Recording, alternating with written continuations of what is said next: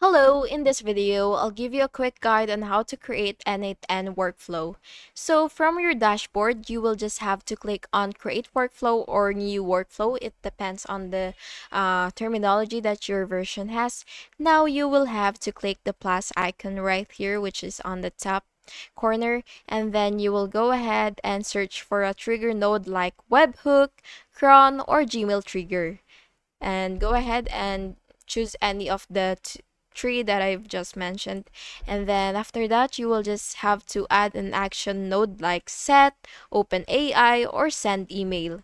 Then you will connect them by dragging the output arrow to the next node. Then you will see here to use execute workflow so that you will be able to test it.